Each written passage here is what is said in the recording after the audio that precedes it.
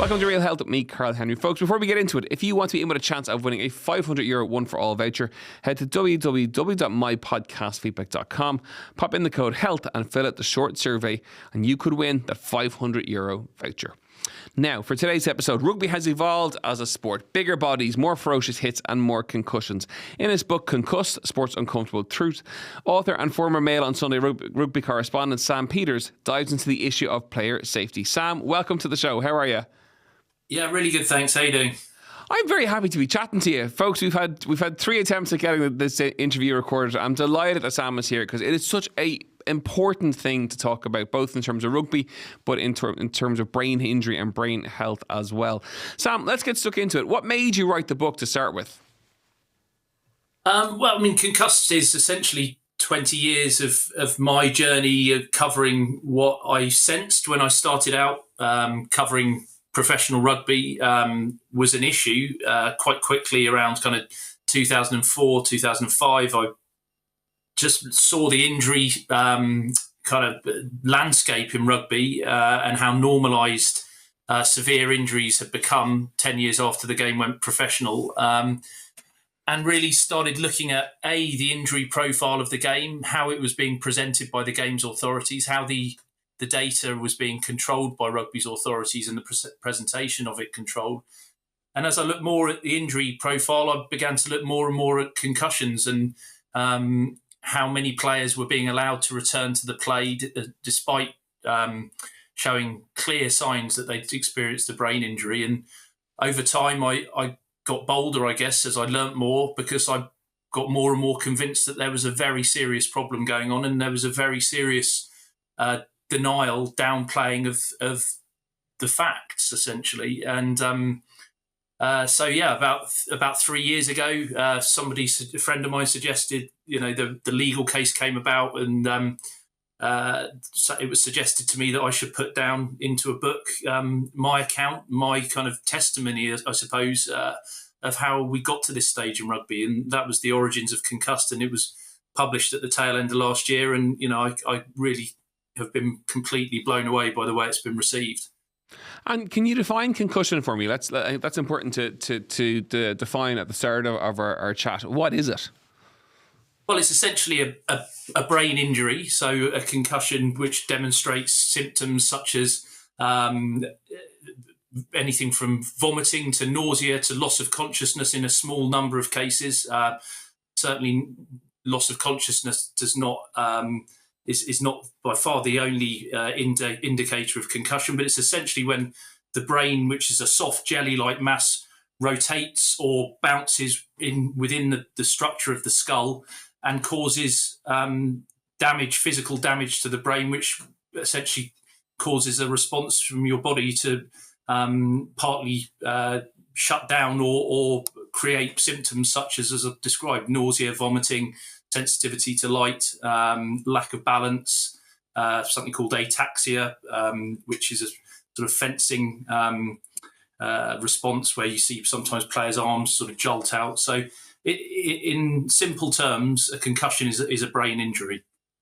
And of course, the way the game has evolved, like anyone who watches, I played rugby myself. I was concussed years ago and I played for my school team. But the way the game has evolved, the players are bigger, stronger, faster. It increases the risk of that type of injury. Yeah, and that was absolutely the point I was making. And it was so obvious to me early on that was just inevitable. All the laws were tweaked and changed in order to create a game that was more engaging and aesthetically pleasing on television, essentially. Speeding it up, as you described, creating scenarios where there were these huge collisions. The players were being coached and trained in a very, very different way. Defences were far more organised, and the levels of commitment combined with the increased size and physicality of the players and the speed inevitably meant that there were far more concussions. There was far less reaction time, basically, to when you were defending, and the game became a collision-based sport, which it hadn't previously been. And there were inevitably consequences. And I think the thing that I've tried to explain and hopefully comes through the book, which this isn't about a kind of a more risk-averse society or a nanny state trying to control and intervene. It's about responding to a different risk. And at the very point that we were starting to really understand the consequences of repetitive head injuries in the NFL, which was exactly the same time that rugby was on this very rapid upward trajectory in terms of power, pace, collisions, that was the very point that the authorities decided to throw out a 30-year-old, essentially a medical agreement that players should have 3 weeks minimum stand down following a concussion, and created a 6-day return to play, removed specialist neurologists from the process, and essentially kind of took a far more reckless, risky approach to managing brain injuries, when at the very point they should have gone in the opposite direction and been looking to protect players' brains far more than they actually did. And is the return to play time frame, is it still 6 days? It's gone back in some cases to 12 days in the professional game, but there's this very odd disconnect between the amateur and the professional game, where apparently professionals' brains can recover faster than an amateur player. Why that actually is, you'll have to ask the authorities. But it's been my argument for some time that we should be being much more conservative with a small c in our approach to managing brain risk than we have been. And clearly, as I highlight in the book, Concussed, I describe it as sport's uncomfortable truth, because this is an uncomfortable reality for sport. But essentially, there was a very significant period of time there where there was almost a complete disregard for concussion protocols. And, unfortunately, we're seeing some of the consequences of that play out now. And talk to me, and you mentioned in the book around the whisperings, the pushback that once people knew you're writing this kind of book in terms of criticism. Talk to me a little bit about that.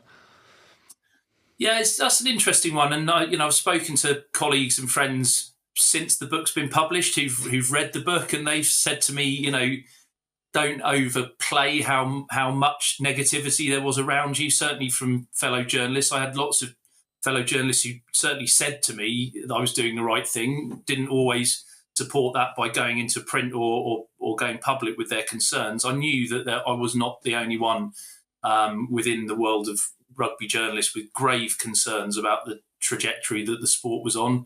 I certainly got hostility from coaches, I write about in the book, on occasion from players, but governing bodies, doctors, senior doctors within the sport, not just of rugby, but other sports as well. But obviously I was working within rugby. A great deal of hostility from those individuals who were trying to control the narrative, were deeply unimpressed with some youngish at the time, young rugby reporter coming in and essentially challenging their position and challenging the status quo as it had become at that time. So, yeah, I had a lot of hostility from within the sport, a lot of support from within the sport as well. Although, as I again outline in the book, I would have enjoyed a little bit more support from some of my media colleagues in terms of what they actually wrote, if not what they said privately. Can you chat to me maybe about some of the specific player cases that, when putting the book together, that you've had spoken to, and how they were impacted by concussion? Yeah, I indicate guys like one of the first interviews I did was with Nick Berry, who's now a world-class referee, but he was at the time a young in his mid-20s, retired from Wasps, playing professionally in England, Australian player, but suffered multiple concussions in quite a condensed period of time at the tail end of his career. And I went and visited him and his wife, Mel, and it was clear to me not just the impact that it was having on him, these repetitive brain injuries that were seeing him being forced to lock himself in a darkened room because he was so sensitive to any daylight or any kind of light, mood swings, general volatility, crying, routine, much more emotional he had ever been. And also the toll it was taking on his partner as well. And that was something that I think I tried to illustrate throughout the book, that these guys are human beings. They get beaten up on the rugby pitch. We cheer them all on.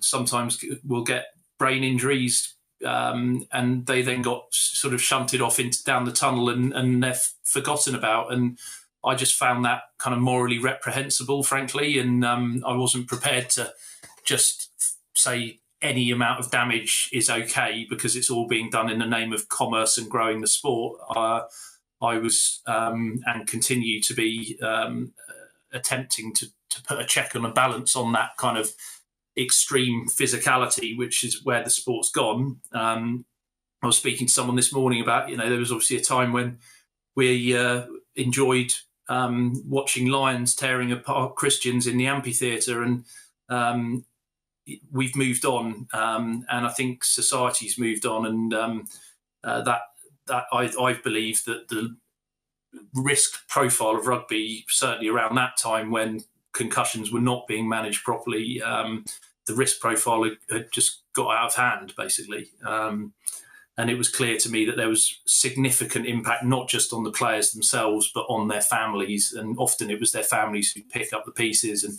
again, I interview people like Peter Robinson, whose son Ben died age 14 from second impact syndrome, multiple concussions on a rugby pitch. Althea Traherne, whose son Kai, former Pontypool captain, committed suicide in his mid-30s soon after he'd retired, having never had any previous history of mental illness or alcohol, substance abuse, anything. The one thing all of these guys had in common was repetitive head injuries. Chat to me then about the future, what you would propose or like to see happen in terms of the game. How does that look, or how do you see that looking to reduce the risk of concussion? There's some incredibly simple steps that the authorities could already have taken and should have taken a long time ago. We understand now that it's not just the symptomatic concussions that are problematic, it's overall exposure to repetitive rattling around, what we call subconcussive blows, that we also need to recognise can and is part of this whole conversation. But why on earth at the professional level the guys still carry out full contact training during the week in between matches? There's far too much rugby played, certainly in the English Premiership, which I've focused on, but more broadly, I think the commercial demands that are in play within the dynamic within the sport seems to have led to a never-ending kind of fixture calendar, which is completely unsustainable. I think it's a turn-off for viewers as well. I think fans don't want as much rugby as there currently is. It's been saturated, and the players are the ones that are kind of forced to just constantly go back to the mill. And I think we talk about the product of rugby a lot, which I understand it's a professional commercial operation. But I genuinely believe the product on the field could be significantly better if there was less rugby played, because the guys would be fresher. We'd have more of the big name players available more often, and they'd be in physically far better condition, and they'd have been able to work on their skills and their physical conditioning much better with more downtime between matches. They just get beaten up too much. I've argued that for a long time, and nothing that's happened in the last, let's say, decade and a half has changed my view on that. And talk to me about the mass lawsuit now that seems to be gathering. I was reading something about that last week. It does seem to be gathering momentum. Yeah, well, this has been bubbling under. I mentioned it at the top of the call there, but it was really the catalyst for me to start writing the book. And there's not a lot I can really add in terms of my witness statement, if that's what it eventually comes to. The book is my witness statement, really. That's what I saw, and it hasn't surprised me that this has happened. It's saddened me. It's brought me no joy whatsoever to see a group of guys in their late 30s, early 40s suffering exactly the sort of symptoms and neurodegenerative problems that I was screaming about over 10 years ago that this could happen, and unfortunately it is happening. I'm pretty amazed rugby didn't move faster than it did, and recognised that this risk was looming. Whether it gets to court or not remains to be seen, as in trial. I don't know, but it's pretty clear from the book. I think if for those people who've read the book, that I think there's a very strong case to answer here. Is it fair to say that you could almost compare it to smoking, where that in terms of before the health risks were known, smoking was very much a done thing, and with concussion, before the health risks really came to the fore, it was played down somewhat, or possibly even hidden in some regards. That there's a comparison in some respects between the two. Yeah, I think the smoking comparison kind of stands up, although I think what I'm seeing and what I've recounted again in the book is that it was almost like there was a forgetting of science, just at the very point it became convenient for rugby to forget that there was much long established science linking repetitive head injuries with long-term neurodegenerative problems, but a lot of that science was ignored, was misrepresented, willfully at times, I believe, and muddied and confused. So it was almost like a sort of I don't know enough about the history of the smoking causality debate, but I think in professional sport that a lot of this was already known, but there was just a sort of period of time where it got suppressed and brushed under the carpet, essentially.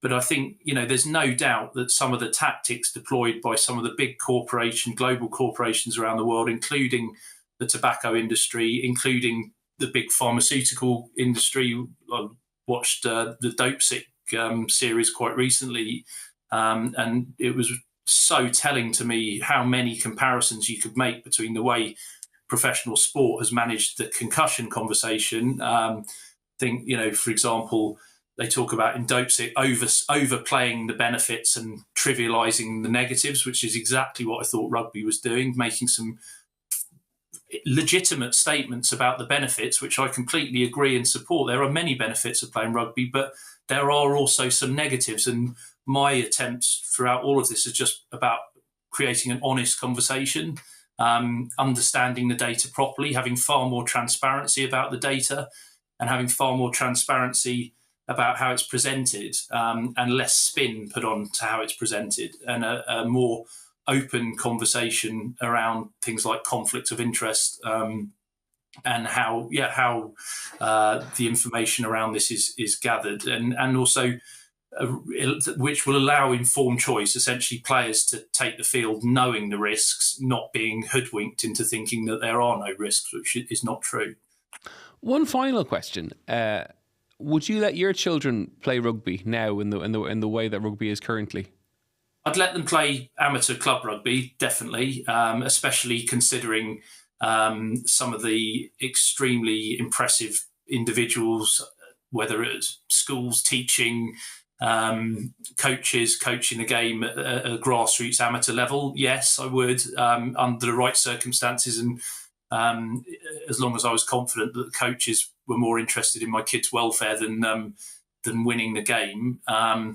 I would have serious concerns about them going on to play professionally. I don't believe the risk reward of being a professional rugby player is particularly appealing, and I still think professional players are being given very poor information in certain cases. So, yeah, I think unfortunately that speaks of a kind of growing divide in rugby between the amateur and professional game, and I think the kind of future of the sport will be defined by what happens next in terms of is there just another split altogether?